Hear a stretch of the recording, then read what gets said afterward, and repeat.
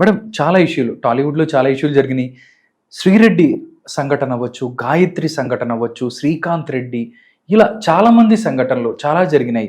But చాలా మంది చూసిన వాళ్ళు కూడా కరాటే కళ్యాణికి ఎందుకు, ఆవిడకి ఏం సంబంధం అని మీరు చెప్పినట్టే. బట్ ప్రతి విషయంలోనూ మీరు రియాక్ట్ అయిన పరిస్థితి, దానికి సంబంధించి చాలా మంది కూడా మీకు ట్రోల్స్ వచ్చినా కానీ ముందుకెళ్ళారు.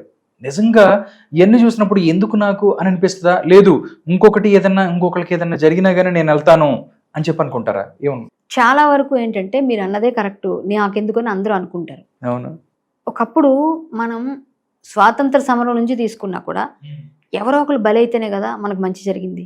అంతే కదా, ఎంతో మంది త్యాగం చేస్తేనే మనకు స్వాతంత్రం. ఎవరో అంటే మీరు స్వాతంత్ర సమరయోధుల గురించి నేను మాట్లాడేంత పెద్దదాన్ని కాకపోయినా అయినా నేను ఎగ్జాంపుల్ ఎందుకు చెప్పానంటే, అప్పుడు కూడా చాలా మంది అని ఉంటారు కదా, ఏ ఫైట్ తీసుకున్నా కొందరు బలైతేనే కదా ఒకరికి మంచి జరుగుతుంది కదా జనాలకి. నేను ఏది మాట్లాడినా అర్థం ఉంది కదా అందులో, ఆ పరమార్థం లేకుండా అయితే, అర్థం లేకుండా వ్యర్థంగా అయితే మాట్లాడలే కదా. నేను తీసుకున్న పాయింట్లో రైట్ ఉంది కదా, రైట్ పాయింటే నేను తీసుకుంటున్నాను. ఏది తీసుకున్నా, మీరు చెప్పిన ఏ ఇన్సిడెంట్ తీసుకున్నా దానిలో కాజ్ కరెక్టే ఉంది కదా, ప్రజలకు ఉపయోగపడేది ఉంది కదా. నాకు ఉపయోగపడేది ఏముంది అందులో? నాకే ఉంది. నేను ఆల్రెడీ ఎస్టాబ్లిష్డ్ ఆర్టిస్ట్, నేను ఆల్రెడీ ఎస్టాబ్లిష్డ్ సింగర్, ఎస్టాబ్లిష్డ్ హరికథ పర్ఫార్మర్, నేను కరాటే బ్లాక్ బెల్ట్, నేను చెయ్యందేం లేదు, నేను అన్ని చేస్తా. ఒక యాంకర్గా కూడా ఇండస్ట్రీలో ఇంతకుముందు నేను రాణించున్నాను. ఒకప్పుడు 2003-4లో నేను అది కూడా చేశాను. ఎస్, అందులో కూడా నేను చేశాను. అందులో అపార్ట్మెంట్ ఆంటీ అని ఒక షోకి నేను యాంకర్. అప్పుడు వీళ్ళంతా కొంచెం, ఇప్పుడున్న యాంకర్స్ కూడా అప్పుడు లేరు. సో నేను చెప్తున్నా, నేను విజయనగరం నుంచి మొదలు పెడితే నేను చేసిన నేను అన్ని రంగాల్లోనే ఉన్నాను. నాకు అవసరం, నేను డబ్బులు సంపాదించుకొని నేను హ్యాపీగా అందరిలాగే నేను సోషల్ అంటే ఏమంటారు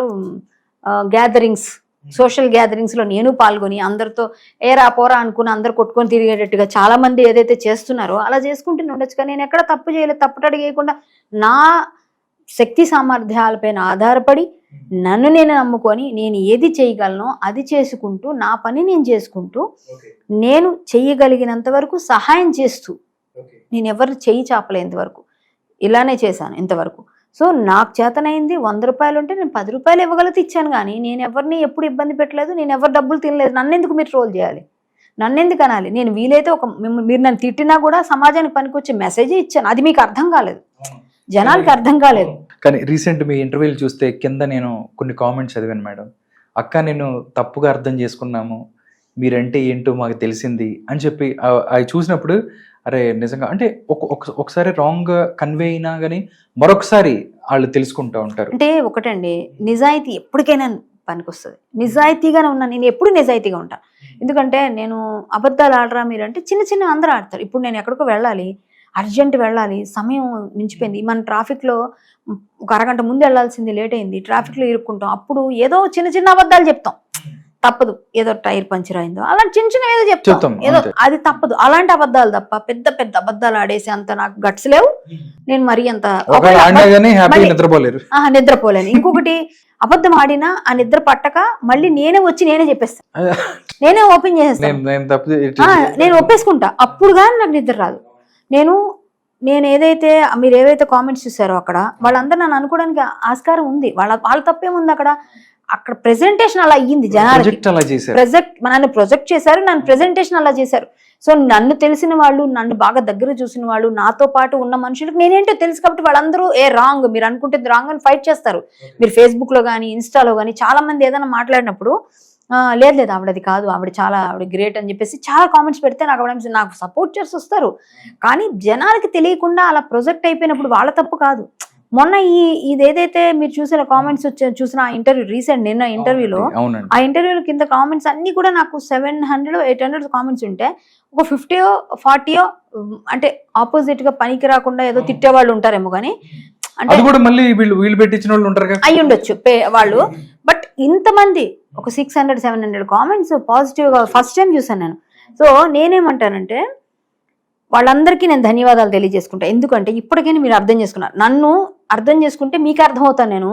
ఇంకొకటి, నేను కూడా నిజాయితీగా ఒప్పుకుంటాను తప్పు చేస్తే. నేను నిజంగా అమ్మాయి విషయంలో నేను నమ్మేశాను, అమ్మాయి చెప్పిందే నిజం అనుకున్నాను, అమ్మాయికి సపోర్ట్ చేశాను, అన్ని విధాలుగా నేను చేద్దాంలే పాపం ఆడపిల్ల, నేను పక్షపాతిని చెప్పాను. ఎందుకంటే నేను అదే అడుగుతున్నానండి, చాలా సార్లు టాలీవుడ్లో ఆడపిల్లకి అన్యాయం జరిగితే కరాటే కళ్యాణం వస్తుంది, గొడవ పడుతుంది, కావాలంటే చంప మీద కొట్టి కూడా అడుగుతుంది, ప్రశ్నిస్తుంది అని చెప్పి మాట్లాడుకుంటారు పరిస్థితి. ఒకేసారి లావణ్య రాజ్ తరుణ్కి సంబంధించి లావణ్య వైపు మొగ్గు చూపిన కరాటే కళ్యాణ్ గారు నిన్నెళ్ళి శేఖర్ భాష దగ్గరికి వెళ్ళి అక్కడ మీరు పరామర్శించారు.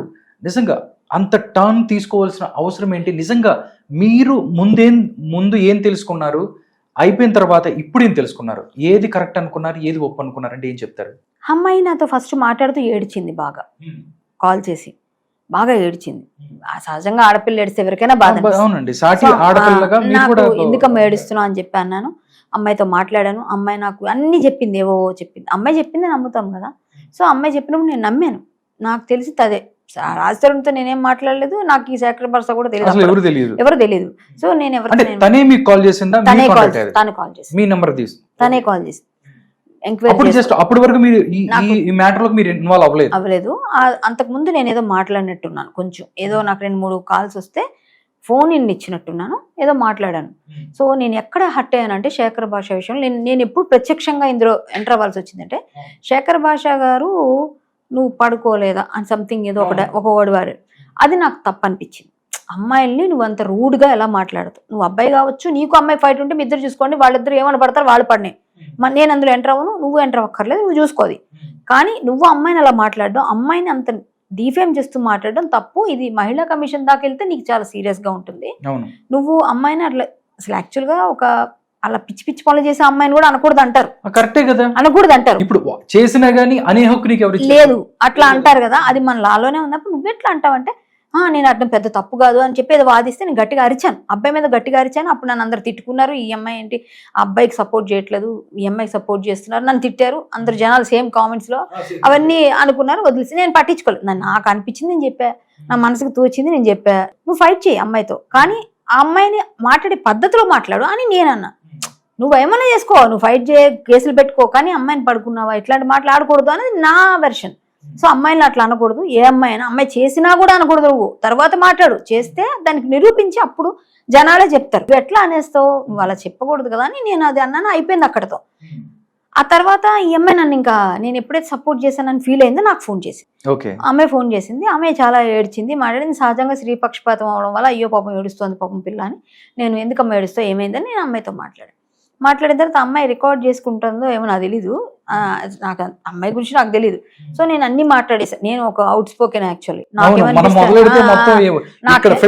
మన ఫిల్టర్లు మాస్కులు ఏముండవు, డైరెక్ట్ గా నేను చెప్పేసి ఏముందో అందులో ఏం మాట్లాడాను. అమ్మాయి అప్పుడు ఏమందో కూడా నాకు గుర్తులేదు. జనరల్ గా యాక్చువల్ గా అమ్మాయికి తెలియని విషయం ఏంటంటే, నా ఫోన్ లో కూడా ఆటోమేటిక్ రికార్డర్ ఉంటుంది.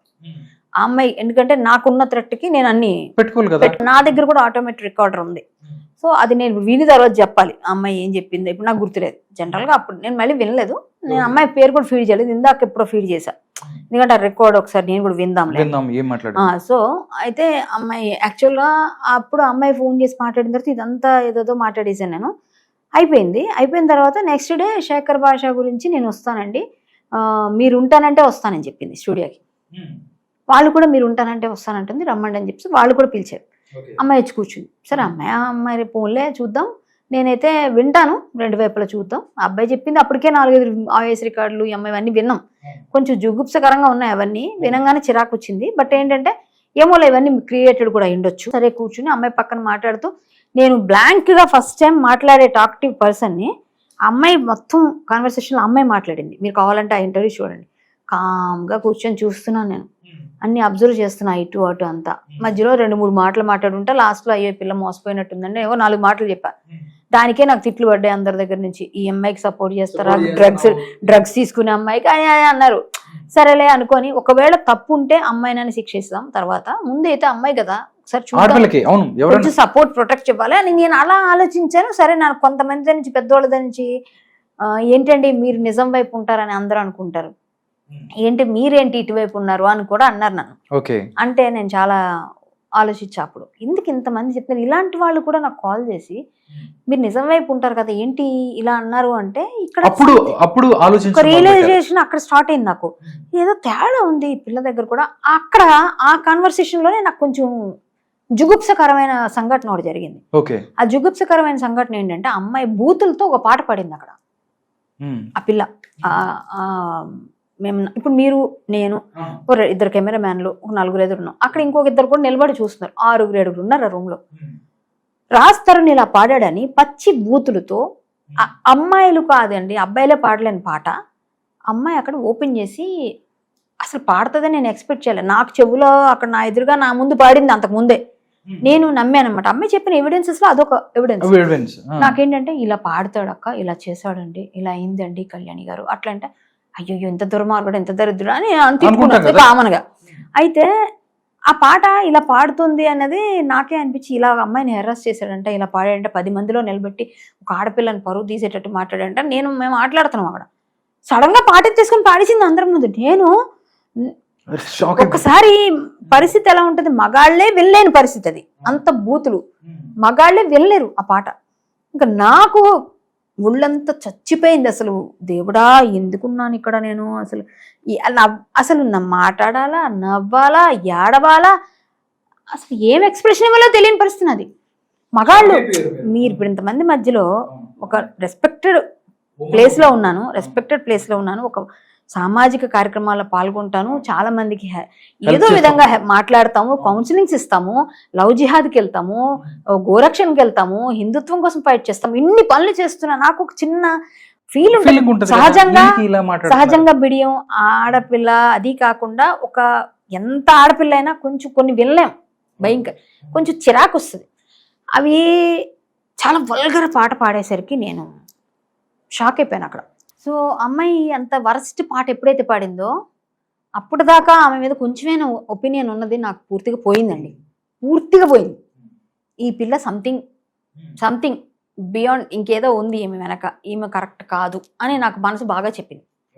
కొంచెం మనకు 6 సెన్స్ పనిచేస్తుంది. అంతవరకు కూడా అమ్మాయికి నేను సపోర్ట్ చేద్దాంలే, పాపంలే కొంచెం ఏదైనా ఉందేమో, వీళ్ళు ఏమన్నా అమ్మాయిని వాడుకొని 10 సంవత్సరాల దాకా ఇది చేసి వదిలేశారు అంటున్నారు, ఇలా చేయకూడదు అమ్మాయిల్ని, వాళ్ళకి తెలియాలి అని నేను అనుకున్న దాన్నే. అబ్బాయి నిజంగా తప్పు చేస్తే నేను వెళ్ళాలనుకోలేదు, కానీ వచ్చి నేను వాడాల్సి వచ్చింది, అందులో నేను వెళ్లకుండానే వచ్చి అందులో పడాల్సి వచ్చింది. కాబట్టి సో నేను ఏదో ఒక సపోర్ట్ ఈ అమ్మాయికి ఇద్దాంలే అని ఫస్ట్ అనుకున్న దాన్నే, కానీ ఇవ్వలేదు, డైరెక్ట్ సపోర్ట్ ఎప్పుడు ఇవ్వలేదు, కొంచెం అట్లా ఏదో అంటున్నట్టుగా చెప్పిన దాన్ని పూర్తిగా విరమించుకోవాలని ఫిక్స్ అయ్యా అక్కడ ఆ స్టూడియోలో ఆ రోజు జరిగిన సంఘటన. అది తర్వాత 2-3 ఆ ఇంటర్వ్యూలే అమ్మాయి లై అని అర్థమైంది నాకు. కొన్ని మీకు కూడా అది వింటే అర్థమవుతుంది, కొన్ని అర్థమవుతాయి, మనకి తెలిసిపోతాయి. పోలీసులు ఎఫ్ఐఆర్ రాంగ్ చేశారంటాం, ఎప్పుడు చేయరు అలాగా.